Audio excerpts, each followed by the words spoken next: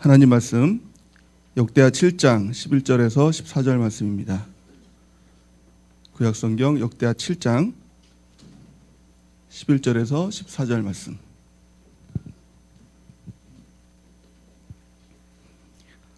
역대하 7장 11절에서 14절 말씀.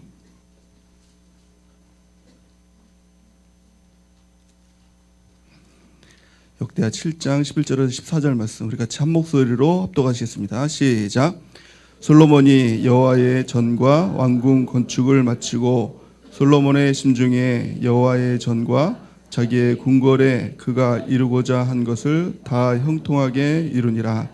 밤에 여호와께서 솔로몬에게 나타나사 그에게 이르시되 내가 이미 내 기도를 듣고 이곳을 택하여 내게 제사하는 성전을 삼았으니 혹 내가 하늘을 닫고 비를 내리지 아니하거나 혹 메뚜기들에게 소산을 먹게 하거나 혹 전염병이 내 백성 가운데 유행하게 할 때에 내 이름으로 일컫는 내 백성이 그들의 악한 길에서 떠나 스스로 낮추고 기도하여 내 얼굴을 찾으면 내가 하늘에서 듣고 그들의 죄를 사하고 그들의 땅을 고칠지라. 아멘. 할렐루야. 하나님의 은혜와 복이 우리 가운데 넘치기를 예수님의 이름으로 간절히 축원해 드립니다. 오늘 말씀을 통해서 침체에서 벗어나는 방법이라는 말씀 제목으로 말씀의 은혜를 나누고자 합니다. 우리가 늘 살아갈 동안에 헛된 영광을 버리고 참된 영광으로 살아가는 은혜가 있기를 예수님의 이름으로 축원해 드립니다. 헛된 영광은 나 혼자만을 생각하는 것이 헛된 영광입니다. 참된 영광은 우리를 생각하고 또 우리가 보이는 삶, 이것이 참된 영광의 삶입니다. 우리가 살아갈 동안에 예수 스타일로 바뀌는 것 세 가지죠. 순례자의 삶, 청지기의 삶, 전도자의 삶을 살아갈 때 우리가 예수 스타일로 또 영광을 참된 영광의 삶을 살아가게 될 줄을 믿습니다. 예수님 믿는 것은 나만을 위해서 살아가는 것은 없습니다. 나를 위한 삶, 이것이 아닙니다. 성경에 보면은 예수님께서 그 계명에 대해서 말씀하고 있죠. 계명에 대해서 마태복음 22장 37절에서 40절 말씀 우리 같이 한번 읽어보겠습니다. 시작. 예수께서 이르시되 내 마음을 다하고 목숨을 다하고 뜻을 다하여 주 너희 하나님을 사랑하라 하셨으니 이것이 크고 첫째 되는 계명이요 둘째도 그와 같으니 내 이웃을 내 자신같이 사랑하라 하셨으니 이 두 계명이 온 율법과 선지자의 강령이니라. 아멘. 예수님께서 우리 가운데 주신 계명이 무엇입니까? 하나님을 사랑하고 이웃 사랑하라. 이 두 가지라는 거예요.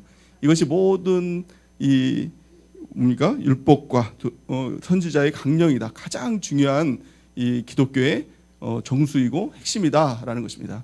우리가 늘 하나님을 사랑하는 은혜가 있길 바랍니다. 또 그와 같이 이웃을 사랑하며 살아가는 은혜가 있길 바랍니다. 신앙생활은 길입니다. 우리가 영광의 길을 걸어갈 때 하나님께서 형통과 또 복으로 채워주시는 삶을 살게 될 줄을 믿습니다. 또 마찬가지로 헛된 길을 걸어갈 때는 우리가 꼭 만나게 되는 것이 있습니다. 그것을 재앙이라고 성경은 말씀하고 있죠. 먼저 시편 128편 1절 보니까 여호와를 경외하며 그의 길을 걷는 자마다 복이 있도다 이렇게 말씀하고 있어요. 여호와를 경외하며 그의 길, 신앙의 도를 걸으면 항상 우리가 복된 삶을 살아가게 될 줄 믿습니다. 그런데요, 그와 다른 길, 헛된 영광의 길, 주의 길이 아니라 나의 길을 걸어갈 때 재앙을 만나게 된다라고 말씀하고 있죠.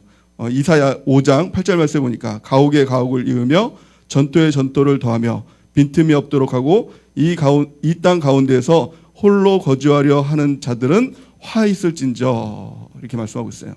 그러니까 나를 위해서 하나님의 영광을 위해서 이웃을 위해서 살아가는 것이 아니라 나만을 위해서 내가 잘 되기 위해서 예수를 믿어도 나만을 위해서 예수를 믿고 또 무엇을 해도 기도를 해도 나만을 위해서 기도하고 예배를 드려도 나만을 위해서 예배를 드리고 봉사라도 전도라도 다 내가 잘 되기 위해서 한다라고 하면 그 가운데 재앙이 있다는 거예요. 예수님 잘 믿는다는 것은 다른 것이 아니라 하나님을 위하여 이웃을 위하여 그 길을 걸어가는 삶인 줄 믿습니다. 그런데요, 우리는 때로 연약하기 때문에 또 때로는 이 사람의 죄성들이 있지 않습니까? 육체의 죄성들이 있어요.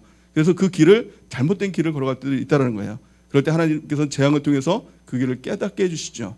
그 재앙을 만날 때 우리가 꼭 가져야 될 생각이 있어요. 그것은요, 그 재앙의 원인이라는 것입니다. 어떤 사람은 내가 이 침체를 당할 때 또 어떤 문제를 만날 때 문제를 쉽게 털어버리고 다시 회복이 쉬운 사람이 있어요. 다시 그것을 털어버리고 이 문제가 변해서 복으로 변한 일들이 빠른 사람이 있어요. 반면에 또 어떤 사람은 그 문제 가운데 완전히 갇혀가지고 믿음까지도 잃어버리는 사람도 있다라는 것입니다. 그 차이가 뭘까요? 그 차이가 단 한 가지의 차이예요. 그 문제를 바라보는 시각에 있다는 것입니다. 문제 속에 갇혀서 넘어지고 그 완전히 다 패망하는 사람들을 보면은 그 문제의 원인들을 다 외부에서 찾습니다. 주변 탓이라는 것이에요. 그 문제가 그 사람 탓이라는 거예요. 남편 탓이라는 거예요. 아내 탓이라는 거예요. 때로는 자녀 탓이라는 거예요. 예전에 그런 말이 유행했어요. 몇 년 전에 다 노무현 탓이다 뭐 이런 말이 유행했죠. 뭐 일만 생기면 다 노무현 탓이라 뭐 그런 말이 되게 유행을 했었어요. 뭐 잘 모르시나 봐요. 근데 이제 노무현 대통령이 이제 서거하시고 난 다음에 그 말이 이제 싹 없어졌죠. 근데 요즘에는 또 그게 살아났어요. 다 박근혜 탓이래요. 최순실 탓이래요. 뭐 좀만 있으면 이게 다 누구 탓이다 막 그래요. 사람들은요 누구 탓으로 돌리기를 굉장히 좋아합니다. 왜 그러냐면 그래야 편하거든요. 어떤 문제가 있을 때 그것이 내 탓이야 라고 하면은 그게 나한테 너무 부담이 되는 거예요. 누군가 그게 당신 탓이야 라고 얘기하면 어떻습니까? 내가 뭘 그렇게 잘못했기에 그게 내 탓이야 라고 이렇게 반발이 나오지 않습니까? 내 탓이라고 하면 마음이 너무 불편해요. 그러니까 다 다른 사람 탓해요. 경제 탓, 또 누구 탓, 또 누구 탓, 다 다른 뭐 환경 탓, 그 사람 탓, 남의 탓을 한다는 거예요. 문제는 무엇입니까? 다른 사람 탓을 하면은 문제의 실마리를 찾을 수가 없어요. 그 문제가 변하는 게 아니라 내 마음은 편한데 다른 사람 탓하니까 난 책임감이 없으니까 마음이 편한데 그 문제를 해결할 수 있는 힘이 없다라는 거예요. 그래서 그 문제에 갇히게 되고 문제 가운데 결국은 무너지게 된다는 거예요. 예를 들어서 이게 다 박근혜 탓이라 그러면 우리가 어떻게 박근혜 대통령을 바꿀 수가 있겠습니까? 최순실 탓이라 그러면 우리가 그 사람을 어떻게 바꿀 수가 있어요? 하다못해 남편 탓이라고 하더라도 내가 그 남편 바꿀 수 있습니까? 없지요. 자녀 탓이라고만 하더라도 자녀 바꿀 수 없어요. 그런데요, 내 탓이다 라고 생각을 가지면 나는 바꿀 수 있잖아요. 하나님 앞에 나가서 하나님 씨름해서 내 자신을 바꿀 수 있지 않습니까? 내가 죄가 있다면 그것을 다 털어버리고 하나님 앞에 회개하고 내가 변화될 수 있잖아요. 그래서 문제의 실마리를 푸는 가장 핵심적인 것이 무엇입니까? 그 문제의 원인이 나에게 있다는 것을 깨달아야 된다는 거예요.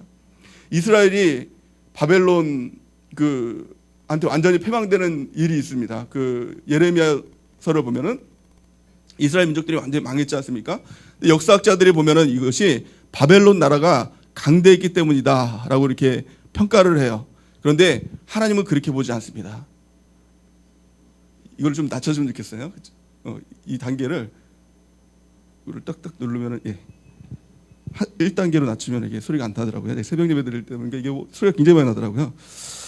하나님이 볼 때는 그게 아니라는 거예요. 바벨론이 강해서 이스라엘이 망한 것이 아니라고 평가를 해요. 예레미야가 1장 5절 말씀에 보면은 뭐라고 말씀하고 있냐면 우리 같이 한번 한 목소리 읽어보겠습니다. 시작. 그의 대적들이 머리가 되고 그의 원수들이 형통함은 그의 죄가 많음으로 여호와께서 그를 곤고하게 하셨음이라. 어린 자녀들이 대적에게 사로잡혔도다. 아멘. 세상 사람들은 이 문제를 보면서 바벨론이 이스라엘보다 강했기 때문에 이스라엘이 망했다라고 바라보지만 하나님은 그게 아니었어요. 그 문제의 원인은 바로 이스라엘에게 있었다라는 거예요. 이스라엘의 죄 때문에 그랬다는 거예요. 우리도 마찬가지입니다. 어떤 문제가 있을 때 우리는 대부분 그 사람이 너무 강해서 그 문제가 너무 커서 때로는 어떤 회사와 회사 간의 문제가 있을 때 그 회사는 대기업이고 우리는 중소기업이고 소기업이라서 우리가 무너질 수밖에 없었어. 이렇게 얘기를 합니다. 근데 하나님의 시각은 그게 아니에요. 그 문제의 모든 원인은 나에게서 찾아야 된다는 것입니다. 나 때문이다 라고 할 때 거기에 해결의 실마리가 있다는 것입니다. 우리 한번 따라해 볼까요? 우리 예전에 이게 차에 보면 내 탓이요 막 그런 거 있었지 않습니까? 그게 참 어떻게 보면 문제를 푸는 실마리가 될 수가 있다는 것입니다. 따라해 보겠습니다. 내 탓입니다. 내 탓입니다. 그 모든 것이 내 탓이라고 할 때 그것이 해결의 실마리가 있죠. 또 문제를 푸는 또 침체에서 벗어날 수 있는 키가 있다는 거예요. 우리 하나님께서 우리가 회복되기를 바라시는 하나님인 줄 믿습니다. 하나님 우리가 회복되기를 원하세요. 하나님 회복되기를 원하는데 그 문제 회복되지 못하는 것도요 또한 내 탓이라는 거예요. 선악과의 사건을 보면 우리가 잘 알 수 있습니다. 그 아담과 하와가 하나님께서 먹지 말라고 한 선악과를 먹지요. 근데 우리가 보통 보면은 그 선악과를 먹었기 때문에 그들이 저주의 길을 걷게 됐다라고 생각을 할 수가 있습니다. 근데 꼭 그런 것만은 아닌 것 같습니다. 만약에 선악과를 먹음을 통해서 그들이 저주의 길을 가게 됐다면 선악과를 먹자마자 돌이킬 기회가 없이 바로 저주의 길을 가야 되겠지요. 근데 하나님은 그들에게 기회를 주셨어요. 아담아, 아담아, 너가 어디 있느냐라고 이렇게 아담을 찾아주시죠. 그리고 나서 물어봅니다. 내가 왜 먹지 말라고 한 선악과를 먹었느냐라고 물어보세요. 왜 그걸 물어볼까요? 회복의 기회를 주시기 위해서 하나님은 다시금 그걸 물어보십니다. 근데 아담은 어떻게 반응을 하죠? 하나님께서 내게 주신 하와가 먹으라 그래서 그것을 먹었습니다. 누구 탓을 하는 겁니까? 첫 번째는 하나님 탓이에요. 하나님께서 하와를 주셔서 하와가 먹게 했으니까 내가 먹은 거 아닙니까? 하나님 때문에 내가 먹었어요. 아니면 저 여자 때문에 먹었어요. 이게 참 너무 남편으로서는 좀 부끄러워요. 이 정말 남편이 아내 탓을 하면서 저 여자 때문에 내가 먹었어요. 언제는 뭐 뼈 중에 뼈라면서요. 살 중에 살이라면서요. 근데 결정적인 순간에 이 배반하는 이 못된 남자들의 이 습성이 있는 것 같아요. 이 하와는요 또 어떻습니까? 너 하와는 그러면 너 왜 먹었어? 남편까지 먹게 했어? 라고 이렇게 하나님께서 이야기를 해요. 이 중에서 하와라 이 누굽니까? 아담 중에서 내 탓입니다. 내가 그렇게 했습니다라고 엎드렸다면 어떻게 바뀌었을까? 저는 그것에 대해서 많이 생각을 합니다. 근데 하와는 어떻게 반응을 하죠? 내 탓입니다. 이렇게 엎드렸으면 좋았을 거를 뱀 때문에 그랬대요. 뱀이 먹으라 그래서 먹었대요. 아니 뱀이 먹으라 그런다고 그걸 먹어요? 근데 뱀 탓을 하는 거예요. 이게 죄가 우리 가운데 들어왔을 때 우리에 나타나는 반응의 현상이라는 거예요. 다 누구 탓이라는 것. 누구 탓이라는 것. 그런데 정말 하나님께 기회가 있는 사람은 누굽니까? 내 탓입니다라고 엎드리는 사람이에요. 그럴 때부터 하나님께서 일해 주신다는 것입니다. 오늘 본 말씀에 보니까 하나님께서는 회복의 방법을 말씀해 주세요. 침체 회복의 방법을 말씀해 주세요. 그 해답은요. 나로부터 시작이 된다는 거예요. 그 나로부터 시작이 되는데 그 방법이 구체적으로 방법을 말씀해 주십니다. 그 방법이 어떤 방법이냐? 바로 성전 기도에 있다는 거예요. 내가 성전에 나와서 기도하면 나를 통해서 하나님께서 회복해 주시겠다라고 말씀하고 있는 것입니다. 오늘 본 말씀에 보니까 솔로몬이 여호와의 성전을 건축을 합니다. 하나님께서 원하시는 그 성전을 이렇게 건축을 하죠. 근데 하나님께서 그 성전을 너무 기뻐하시고 그에게 약속을 하세요. 뭐라고 약속하시면 13절 말씀에 보니까 12절 말씀부터 13절 말씀 한번 읽어볼까요? 시작. 밤에 여호와께서 솔로몬에게 나타나사 그에게 이르시되 내가 이미 내 기도를 듣고 이곳을 택하여 내게 제사하는 성전을 삼았으니 혹 내가 하늘을 닫고 비를 내리지 아니하거나 혹 메뚜기들에게 토산을 먹게 하거나 혹 전염병이 내 백성 가운데 유행하게 할 때라고 말씀하셔요. 그러니까 뭐 침체지요. 모든 침체, 모든 어려움들, 모든 문제들, 모든 괴로움들 그런 일들이 일어날 때라고 이렇게 말씀하고 있어요. 우리 가운데 문제를 만날 때가 있어요. 신앙생활 하다 보면은 잘못된 길을 걷거나 또한 죄악의 길을 걷거나 또 여러 가지 이유를 통해서 우리는 침체를 겪게 되고 문제를 만나게 되고 어려움을 겪게 될 때가 있어요. 근데 하나님께서는 분명한 약속을 주셨어요. 그 약속이 뭐냐? 그때에 성전에 나와서 기도하면 내가 들어주겠다라는 거예요. 오늘 성전에 나온 여러분들을 축복합니다. 성전에 나와서 기도할 때 하나님께서 그 기도에 응답하시고 회복하시고 치유하시는 역사가 나타나게 될 줄을 믿습니다. 그래서 우리가 예배를 드립니다. 예배를 드릴 때 주일 예배를 드리고 또 셀 예배를 드리고 또 수 예배를 드려요. 그 예배마다 다 특징이 있죠. 그래서 첫 번째 주일 예배를 우리가 하나님 앞에 드리는데 주일 예배를 드리는 가장 핵심적인 것은요. 하나님께서는 주일을 택하시고 또 성전을 택하시고 또 주일사자 목사님을 택하셔서 우리 가운데 주일날 복을 주시겠다는 거예요. 그래서 주일날 이 주일 예배를 통해서 주일 온전한 성수를 통해서 우리가 복을 받는 예배예요. 그래서 주일 성수는요 무조건 나와야 돼요. 복 받으려면 무조건 나와야 돼요. 뭐 주일 성수 한번 빠진다고 해서 지옥 가는 건 아닙니다. 근데요 문제는요 복이 없어요. 그래서 이 주일 성수는요 그냥 무조건이에요. 그렇지 않습니까? 무조건이에요. 노래도 있지 않습니까? 무조건이야. 그 찬양 같아요. 찬양. 무조건이야. 주일 성수는 정말 무조건이에요. 우리가 정말 생명공급을 드려야 되는 거 이게 바로 주일 성수가 된다는 거예요. 셀 예배는 무엇입니까? 셀 예배를 통해서 이 말씀의 교제를 하죠. 성경에서 말하는 코이노니아, 성령과의 교제, 말씀과의 교제, 그것이 실제적으로 이루어지는 장소가 어디냐? 그것이 바로 셀 예배예요. 또 셀 예배를 통해서 우리가 한 마음으로 합심해서 기도하면 하나님께서 그 기도는 반드시 들어주신다고 약속하고 있죠. 그래서 우리 셀에서 말씀의 교제를 하고 말씀을 나누고 한 마음으로 같이 기도하면 하나님의 역사가 나타나고 기적이 일어나게 될 줄을 믿습니다. 그래서 셀 예배를 통해서 하나님의 놀라운 일들이 일어나요. 또 지난주에 말씀드렸던 것처럼 마음의 병이 있는 사람, 우울증이 있고 불안증이 있고 또 여러 가지 마음의 병이 있으면 셀 예배를 드리면 직방이에요. 이렇게 완전 근원적인 치유가, 뭐 직방이라니까 좀 이게 은어 같지만 하여튼 바로 이게 해결이 된다는 거예요. 그래서 내 안에 있는 그런 것들을 다 이 상처들, 마음의 상처들을 다 비워내고 말씀으로 채우고 비우고 채우고 비우고 채우다 하다 보면 나중에 비울 게 없어져요. 다 말씀이 돼요. 내 안에 있는 게 말씀. 그럴 때 근원적인 치유의 역사가 나타나게 된다는 거예요. 그래서 우리 주변에 이 우울증 걸린 사람 있지 않습니까? 무조건 이 셀레브를 다 초청해야 돼요. 그래서 그걸 경험시켜야 된다는 것입니다. 우리가 먼저 그것들이 경험되지 않습니까? 우리 안에 있는 상처들이 다 치유되고 셀레브를 통해서 정말 새롭게 되는 역사들이 나타나고 있지 않습니까? 우리가 그것들을 경험하는 은혜가 있기를 예수님의 이름으로 축원해 드립니다. 또 수예배는 무엇입니까? 우리가 왜 수예배를 드릴까? 수예배의 정식적인 이 이름은요, 치유와 회복이 있는 수요 기도 집회예요. 치유와 회복이 있는 수요 기도 집회. 그러니까 무엇입니까? 이 수예배를 통해서 하나님께서 치유와 회복을 약속해 주셨다는 거예요. 그래서 우리 가운데 치유가 필요하고 회복이 필요하다면 반드시 이 수예배를 드려야 된다는 거예요. 그렇다면 왜 수예배를 나오면은 치유와 회복이 있느냐? 그 이유는 바로 성전 기도에 있는 거예요. 그래서 예배를 드리고 나서 반드시 성전에서 기도를 해야 된다는 거예요. 때로 이렇게 예배를 드리다 보면 예배가 마치면 급하게 이렇게 집에 가시는 우리 성도님들을 볼 수가 있어요. 그 성도님들을 보면 뭐 바쁜 일이 있나 보다. 얼마나 바쁘면 저렇게 빨리 집에 갈까? 그런 생각도 같지만 또 한편으로는 좀 안타까운 면도 있어요. 수예배 어떻게 보면 핵심은요, 이 성전 기도에 있는 거거든요. 하나님의 말씀을 듣고 그 말씀을 따라서 우리가 성전에서 기도할 때 하나님께서 치유와 회복을 주시는데 그냥 가니까 그것들을 못 누리잖아요. 그래서 그런 생각이 들었어요. 안고 없는 찐빵을 먹는 것 같다 이런 생각이 들었어요. 안고 없는 찐빵을 먹으면 어떻습니까? 이 참맛을 못 느끼죠. 수예배의 참맛은요, 이 기도에 있어요. 그래서 이 그냥 예배를 드리고 그냥 가면은 이 수예배의 참맛을 느낄 수가 없다는 거예요. 하나님의 치유와 회복을 경험할 수가 없다는 거예요.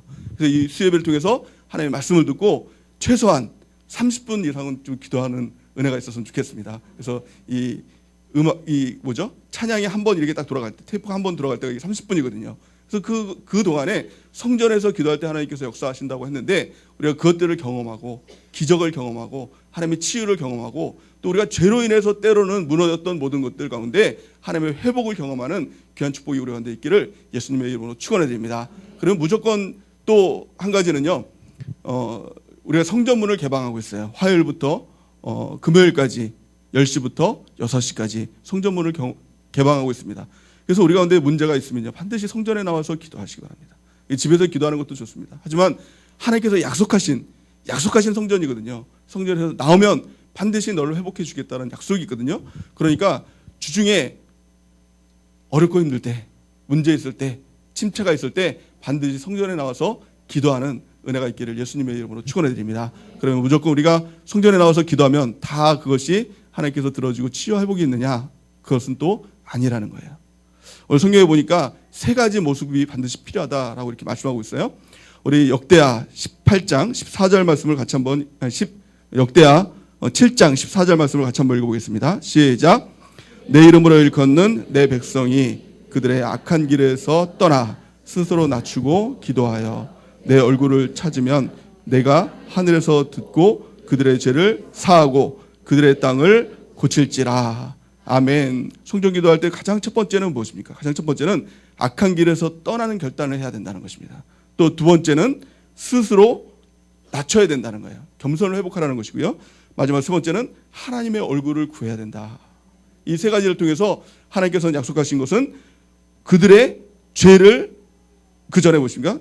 내가 하늘에서 듣고 그들의 죄를 사하고 그들의 땅을 고칠지라 이렇게 말씀하고 있는 것입니다. 우리가 그 은혜가 있길 바랍니다. 그 죄를 하나님께서 사해 주신다는 거예요. 그 땅을 고쳐주시겠다는 거예요. 치유와 회복을 하나님께서 허락해 주시겠다는 것입니다. 첫 번째는요, 악한 길에서 떠나는 결단을 해야 된다는 것입니다. 악한 길에서 떠나는 결단. 내가 헛된 영광을 위해서 살았다면, 나만을 위해서 살았다면 이제는 참된 영광을 위해서 살겠습니다 라는 결단, 내가 죄악의 길을 걸어가고 있었다면 하나님, 내가 그 길을 돌이켜 하나님의 길, 의의 길을 걸어가겠습니다 라는 결단이 있어야 된다는 것입니다. 이것을 한 글자, 한 단어로 말하면 회개라고 얘기하죠. 회개할 때 하나님의 역사가 나타나게 된다는 것입니다. 사도행전 3장 19절 말씀 같이 한번 읽어보겠습니다. 시작.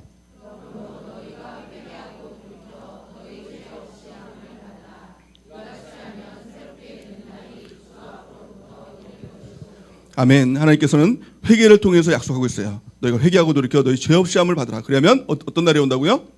새롭게 되는 날이 주 앞으로부터 이를 것이다, 이렇게 말씀하고 있어요. 하나님의 새로운 날이 열린다는 거예요. 새로운 지평이 열린다는 거예요. 하나님이 도와주시고 역사하시는 새로운 기적의 날들, 하나님의 놀라운 일들이 우리 가운데 펼쳐지게 된다는 거예요. 무엇을 통해서요? 회개를 통해서. 우리가 돌이킬 때, 성전에 나와서 돌이키고 회개할 때 하나님의 역사가 나타나게 될 줄을 믿습니다. 두 번째는 무엇입니까? 우리 역대하 7장 14절 말씀 다시 한번 읽어보겠습니다. 시작. 내 이름으로 일컫는 내 백성이 그들의 악한 길에서 떠나 스스로 낮추고 기도하여 내 얼굴을 찾으면 내가 하늘에서 듣고 그들의 죄를 사하고 그들의 땅을 고칠지라. 아멘. 첫 번째는 그들의 악한 길에서 떠나, 두 번째는 스스로 낮추고 기도하라는 거예요. 겸손이라는 거예요. 우리가 보통 무너지고 또 어떤 문제를 만나고 또 깨어지고 또 이런 재앙을 만나고 이런 일들의 가장 핵심적인 것들을 보면은 바로 그 가운데 교만이 있을 때 그렇다는 거예요. 교만은요, 하나님께서 바로 이게 재앙을 내리는 어떤 죄악이 된다는 것이에요. 잠언 16장 18절 말씀에 보니까 교만은 패망의 선봉이요 거만한 마음은 넘어짐의 앞잡이니라 라는 거예요. 우리가 교만한 마음이 있으면 하나님의 이 패망이 또 넘어짐이 바로 일어나게 된다는 거예요. 우리 안에 교만한 마음은 없는가? 우리가 점검하고 하나님 앞에 엎드리는 거, 겸손한 마음으로 하나님 앞에 성전에서 엎드릴 때 하나님의 회복이 있다는 것입니다. 우리가 교만한 마음이 들 때 나타나는 특징이 있습니다. 하나님 앞에서 교만할 때, 하나님 앞에서 교만할 때 나타나는 특징, 그걸 뭘까요? 그 특징은요, 은혜가 사라진다는 거예요. 은혜는 무엇입니까? 은혜는 높은 데서 낮은 데로 임하는 게 은혜예요. 그러니까 높은 사람이 낮은 사람에게 은혜를 베풀죠. 그러니까 상전이 종에게 은혜를 베풀죠. 종이 상전에게 은혜를 베풉니다. 이런 경우는 없는 거예요. 그러니까 하나님이, 내가 하나님보다 낮아져 있을 땐 그 은혜가 항상 우리 가운데 있어요. 예배를 드릴 때도, 말씀을 드릴 때도 내가 그 말씀보다도 하나님보다 낮아져 있을 땐 그 은혜가 항상 흐르게 돼요. 근데 어느 순간에서부터가 내가 말씀보다 높아져 있고 하나님보다 높아져 있으면 그 은혜가 사라지는 거예요. 그러고 나서 이렇게 얘기하죠. 내가 말씀을 들을 때 은혜가 없어요. 이런 말을 너무 당당하게 얘기를 해요. 그 말은 이런 말이랑 똑같아요. 내가 하나님보다 높아졌어요. 교만해졌어요. 이거랑 똑같은 말이라는 거예요. 마귀가 이 하와에게 이렇게 얘기하죠. 너가 이 선악과를 먹어라. 그러면 어떻게 된다고요? 너가 하나님처럼 될 수 있다. 이 마귀의 유혹은요, 하나님처럼 될 수 있다는 거예요. 너가 교만하라는 거예요. 교만하면요, 은혜가 사라져요. 우리는 어떻습니까? 말씀을 들을 때 항상 은혜를 받고 있습니까? 이 성경을 보면서 항상 그 감동 가운데 있습니까? 아니, 그게 없다면 어떻게 됩니까? 내가 은혜가 없어요. 이 말을 해서는 안 돼요. 그럼 내가 교만해요. 차라리 이렇게 얘기를 하세요. 내가 교만해졌어요. 내가 하나님보다 높아졌어요. 이게 자랑하시라고요. 이게 아닙니다. 내가 하나님 앞에 바짝 엎드려야 될 때예요. 회개하고 엎드려야 될 때예요. 하나님, 내가 교만합니다. 하나님, 내가 하나님보다 높아졌습니다. 말씀보다 높아져가지고 내 안에 은혜가 사라졌습니다. 라고 하나님 앞에 바짝 엎드려야 될 때라는 거예요.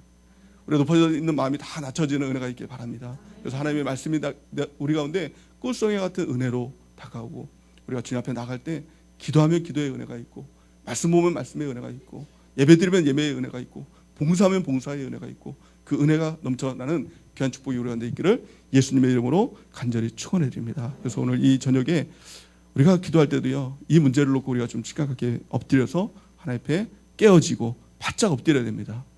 우리가 높아져 있는 마음들, 하나님보다 높아져 있는 마음들이 다 낮아져서 바짝 엎드려서 하나님의 은혜가 우리 가운데 흘러넘치는 귀한 축복이 우리 가운데 있기를 바랍니다. 마지막 세 번째는 무엇입니까? 우리 14절 말씀을 다시 한번 읽어보겠습니다. 시작. 내 이름으로 일컫는 내 백성이 그들의 악한 길에서 떠나 스스로 낮추고 기도하여 내 얼굴을 찾으면 내가 하늘에서 듣고 그들의 죄를 사하고 그들의 땅을 고칠지라. 아멘. 첫 번째는 악한 길에서 떠나라, 회개하라 라는 것입니다. 또 두 번째는 스스로 낮추고 기도하라, 교만한 자리에서 내려와라, 겸손하라 라는 말씀이죠. 마지막 세 번째는 하나님의 얼굴을 찾으라는 거예요. 우리는 기도할 때 종종 이렇게 기도할 때가 있어요. 하나님, 내가 하나님 앞에 금식할 때니까 이 문제 들어주세요. 내가 작정 기도할 테니까 이거 꼭 들어주세요. 이렇게 기도할 때가 있어요. 물론 그 기도가 나쁘다라는 의미는 아닙니다. 그런데 문제는 무엇입니까?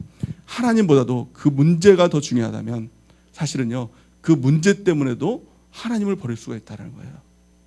기도할 때 우리의 목적이 무엇입니까? 돈이라면, 돈을 잘 벌게 해달라는 것이 기도의 그 주된 목적이라면 두 가지 중에 하나예요. 돈을 많이 벌면 하나님이 필요 없어져요. 또 하나는요, 돈을 못 벌면은요, 하나님에 대해서 원망하기 시작하게 된다는 거예요. 우리의 기도의 가장 핵심이 무엇입니까? 우리의 회복의 가장 핵심이 무엇입니까? 다른 어떤 것을 구하는 것이 아니라 오직 하나님만을 구하는 거예요. 오직 하나님 한 분만으로 만족합니다. 하나님 한 분만 계시면 됩니다. 하나님 계시면 되고 안 계시면 안 됩니다. 이것이 우리의 기도의 가장 핵심적인 기도의 내용이 되어야 된다는 것입니다. 우리가 원했던 모든 것들을 좀 다 내려놓으시기 바랍니다. 기도할 때 하나님 한 분만으로 우리가 만족하고 하나님 한 분과 친밀해지는 거, 이걸 목표로 해서 더 기도하며 나가는 은혜가 있기를 예수님의 이름으로 축원해야 됩니다. 성경에 보면 가장 대표적으로 하나님의 얼굴을 구했던 사람이 있어요. 이 사람이 바로 다니엘서에 나오는 누구일까요?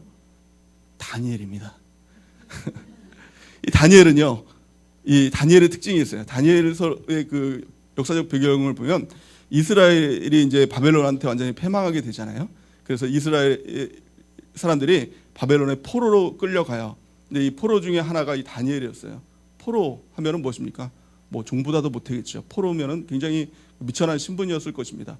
그런데 이 다니엘은 이 바벨론의 포로로 끌려가서 여기서 그냥 포로 생활에 있었던 것이 아니라 이 다니엘이 하나님께서 존귀하게 해주심을 통해서 총리의 자리까지 올라가요. 총리의 자리까지. 그러니까 이런 거랑 똑같은 거죠. 일제 36년 치하에 우리나라에서 포로로 끌려갔던 이 그 위안부가 총리까지 올라가, 이 일본 총리까지 올라간 이런 사건이랑 맞먹는, 이 비견되는 이런 사건이지요. 근데 이 가운데 하나님의 놀라운 존귀케 하심, 높여주심, 또 은혜가 넘쳤다는 거예요. 근데 이 다니엘이 하나님의 은혜를 받을 수 있었던 두 가지 요소가 있었는데, 첫 번째는 기도의 동역자들이었어요. 다니엘은 혼자 간 것이 아니라 사드락과 메삭과 아벳느고라는 기도의 동역자가 있었어요. 그래서 문제가 있으면 같이 기도했어요. 같이 금식해서 기도하고 같이 그 문제를 해결하고 났더니 그 가운데 하나님의 역사가 있었고 하나님의 도우심이 있었고 하나님의 놀라운 일들이 있었다는 거예요. 이것이 바로 셀의 힘인 줄 믿습니다. 셀의 능력인 줄 믿습니다. 우리 셀이, 기도하는 셀이 있다면 정말 이것이 아니라 정말 우리가 포로로 끌려간다고 할지라도, 일본에 정말 포로로 끌려간다고 할지라도, 큰일이 일어난다고 할지라도 능력 있는 삶을 살아갈 수 있게 된다는 거예요. 기도의 동역자만 있다면, 기도의 동역자만 있다면 우리가 어디에 있든지 무엇을 하든지 또 우리 가운데 어떤 일이 닥쳐오든지 능력 있는 삶을 살아가게 될 줄을 믿습니다. 두 번째 다니엘의 능력이 무엇이었느냐? 이것이 바로 성전 기도의 능력이었어요. 바벨론 포로로 끌려갔으니까 성전이 당연히 없겠죠. 이방을 숭상하는 그런 나라에서요. 근데 이 다니엘은요, 성전을 사모하는 마음에 하루에 3번씩 문을 열어놓고 성전을 향해서 기도를 했어요. 근데 그 기도를 통해서 이 다니엘은 하나님께서 정말 존귀하게 높여주시는 사람이 돼요. 얼마만큼 존귀한 사람이 되느냐? 이 다니엘의 시대에 왕이 4번 바뀝니다. 느부갓네살 왕, 벨사살 왕, 다리오 왕, 그리고 나서 고레스 왕으로 바뀝니다. 이거 외우느라고 힘들었어요. 고레스 왕으로 바뀌어요. 근데 이 4번의 왕이 바뀜에도 불구하고 이 총리의 직분이 바뀌질 않아요. 느부갓네살이 총리를 세운 다음에 왕이 바뀌어도 그 직분을 그대로 수행을 해요. 그 왕들을 섬길 수 있어요. 참 놀라운 건요, 이 느부갓네살 왕과 벨사살 왕은 부자지간이에요. 세습이에요. 그러니까 뭐 그대로 세습이 될 수가 있겠죠. 그런데 벨사살 왕에서 다리오 왕으로 넘어갈 때 혁명이 일어나요. 그러니까 이제 좋게 말하면 혁명이지만 좀 나쁘게 말하면 이제 반란 뭐 그런 걸 통해서 왕권을 뒤집어 엎는 거죠. 근데 왕권이 교체가 되면 나타나는 게 뭐예요? 그 가운데 있는 그 중심축들은 다 숙청을 당하잖아요. 그 영화 많이 보셔서 아시죠? 숙청을 다 당해요. 그런데 왕권이 바뀌었음에도 불구하고 또 반란이 일으켜서 완전히 새로운 왕조가 됐음에도 불구하고 다니엘은 그대로 총리직을 수행을 해요. 또 마찬가지로 이 다리오 왕에서 고레스 왕으로 바뀌면서도 이 바사 고레스거든요. 또 다른 왕조가 바뀜에도 불구하고 하나님께서는 이 존귀함을 지켜주셨다는 것입니다. 우리 남성들 보면은 가장 이렇게 직장 생활하면서 두려워하는 것 중에 하나가 이게 합병 같은 걸 굉장히 두려워하는 것 같아요. 그러니까 회사가 합병하고 그런 거. 왜 그러냐면 그러면 정리해고들이 막 생겨나게 되거든요. 정리해고나 뭐 인원 감축되고 뭐 이런 것들을 굉장히 두려워하는 것들을 볼 수가 있어요. 그런데요, 하나님 앞에서 정말 신앙생활을 잘하면 하나님께서 높여주시면 합병이 되던 정리해고가 되던 하나님께서 지켜주시는 역사가 나타나게 될 줄 믿습니다. 주변 환경이 어렵다고 하더라도 경제가 어렵다고 하더라도 이게 문제가 되지 않는다는 거예요. 하나님께서 존귀하게 해주시면 그 어떤 일이 있어도 하나님께서 높여주시는 일들이 있게 된다는 거예요. 근데 문제는요, 다리오 왕 때 일이었어요. 이 다니엘이 총리로서 너무 책망을 받으니까 주변 환관들이 시기를 했어요.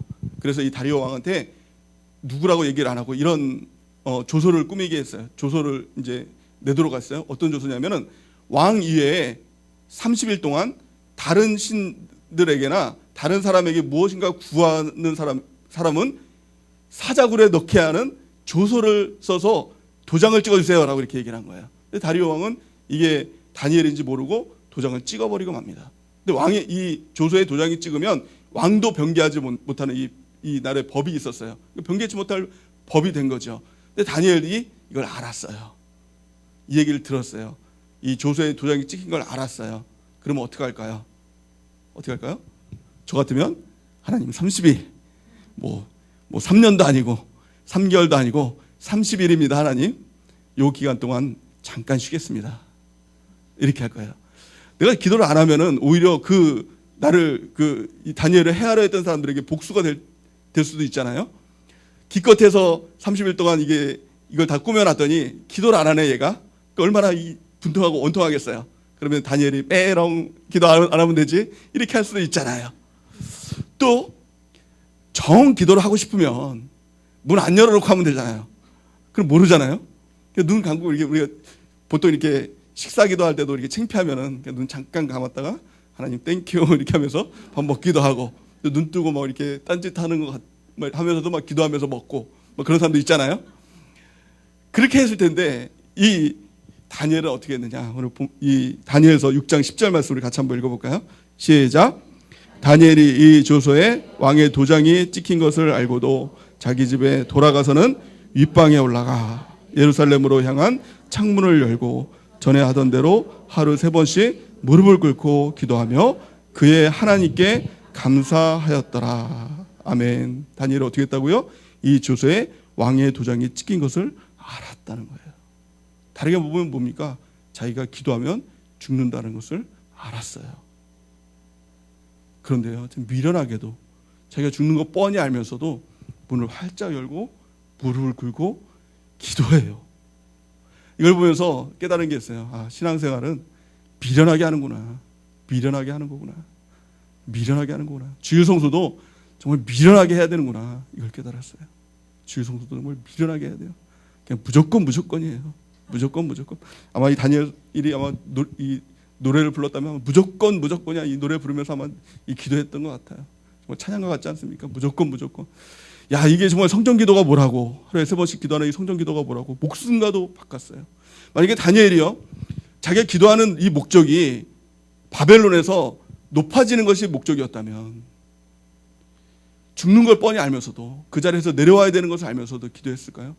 그가 기도하는 목적이 돈을 많이 버는 것이었다면 그가 그 어려운 가운데서도 정말 그 모든 재물을 다 잃어버릴 수 있는 그런 상황 가운데서도 하나님께 기도했을까요?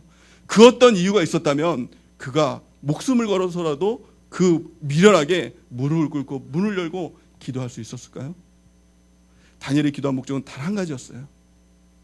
하나님이었어요. 하나님 한 분. 하나님과 친한 것이 목적이었어요. 그래서 단 한순간도 단 한 번도 하나님과 친밀하면서 멀어지는 것, 이것보다는 차라리 목숨, 죽는 걸 택하겠다라고 다니엘은 결단한 것입니다. 그래서 그 가운데 기도해요. 물론 하나님께서 사자굴에서 건져주시죠. 근데 다니엘은 몰랐어요. 죽는 줄 알았어요. 그럼에도 불구하고 하나님께 기도했다는 거예요. 우리의 신앙생활은 어떻습니까? 어떤 목적을 가지고 신앙생활 하십니까? 왜 기도하십니까? 왜 주일 성수를 하십니까? 어떤 목적이 있으십니까? 돈을 많이 벌기 위해서? 존귀해지기 위해서? 어떤 높은 자리에 올라가기 위해서 하나님 앞에 기도합니까? 근데 사실은요, 그 일 때문에 결국에 하나님도 버리게 된다는 거예요. 우리의 모든 신앙생활의 이유가 오직 하나님 한 분이길 바랍니다. 우리의 기도의 목적이 하나님의 얼굴을 구하는 기도가 되는 은혜가 있기를 예수님의 이름으로 축원해야 됩니다. 주일 성수 정말 목숨과도 바꿀 수 있는 그런 가치 있는 주일 성수 하시기 바랍니다. 그래서 마귀는 타협을 하라고 하죠. 한 번만. 그러니까 이 다니엘에게도 끊임없이 마귀는 속삭였을 것이라 생각이 됩니다. 30일만 기도 안 하면 잘 살 수 있어라고 타협을 요청했을 수도 있어요. 근데 다니엘은 타협하지 않아요. 우리는 어떻습니까? 정말 하루만 주일 성수 안 하면 돼라는 그런 마귀의 타협을 받고 있지는 않습니까? 그 어떤 일이 있어도 나는 하나님을 포기할 수 없어 라고 나갔던 이 다니엘과 같이 우리의 신앙이요 정말 미련한 신앙생활이 되기를 바랍니다. 그럴 때 결국 하나님께서 지켜주세요. 비록 하나님께서 지켜주지 않는다 할지라도 우리가 그 가치를 포기하지 않는 하나님의 낯빛을 구하는 은혜가 있기를 예수님의 이름으로 축원해 드립니다. 오늘 이 본 말씀을 보면은 하나님께서 어떤 일이 있을지라도 성전에 나와서 악에서 돌이키고 스스로 낮춰서 기도하고 겸손한 자리에서 기도하고 하나님의 낯빛을 구하면 하나님께서 그 모든 죄를 사하여 주시고 또 땅을 고쳐주시겠다라고 약속하고 있어요. 근데 성경에 보니까 이 말씀을 딱 한마디로 요약한 성경 구절이 있더라고요. 잠언 22장 4절 말씀인데요. 우리 같이 한번 읽어보겠습니다. 시작. 겸손과 여호와를 경외함의 보상은 재물과 영광과 생명이니라. 아멘. 하나님께서 원하시는 것이 무엇입니까? 겸손하고 여호와를 경외하는 거예요. 내가 낮은 자리에서 하나님 한 분만 바라보는 거예요. 그의 낯빛을 바라보는 거예요. 그럴 때 하나님께서 재물도 영광도 생명도 채워주시게 될 줄 믿습니다.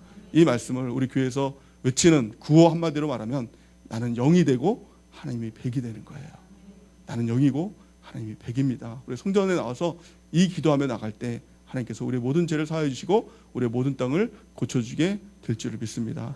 하지만 비록 그리 아니한다 할지라도 그것 때문에 낙심하거나 상심하지 말고 오직 하나님 계시면 됩니다.